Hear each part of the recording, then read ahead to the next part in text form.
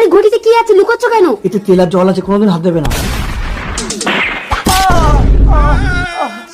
অঙ্গনা, তুমি পতঙ্গকে নিয়ে পালিয়ে যাও।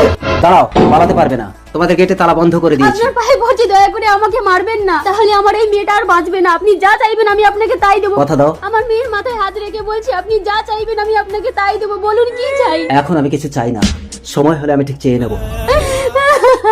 20 বছর পর পতঙ্গ, এত বড় হয়েছিস তবুও কি মায়ের করে শুয়ে থাকতে হয়? দুদিন পরে তো তোর বিয়ে দেবো। ও মা, আমি তোমাকে ছেড়ে কোথাও যাব না। পতঙ্গ, ঘরে যা। প্রতাপ বাবু, আপনি? মনে আছে তাহলে? এত বছর পর আপনি এসেছেন, এই বয়সে আপনাকে দেওয়ার মতো শারীরিক সামর্থ্য আমার নেই। সেই জন্যই তো আমি তোমার মেয়েকে চাই। অসম্ভব, আপনি অন্য কিছু চান।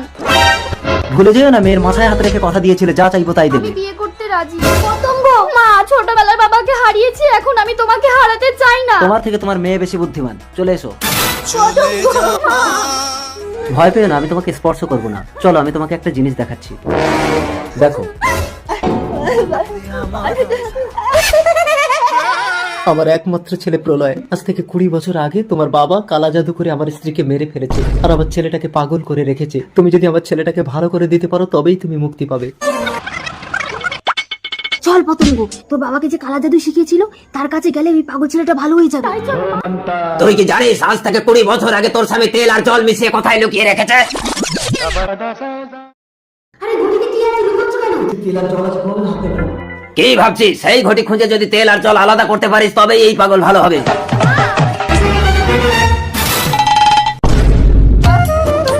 মা, তাড়াতাড়ি তেল আর জল আলাদা করো। করছি করছি। তেল আর জল আলাদা করছি। প্রলয়, আমার ছেলে।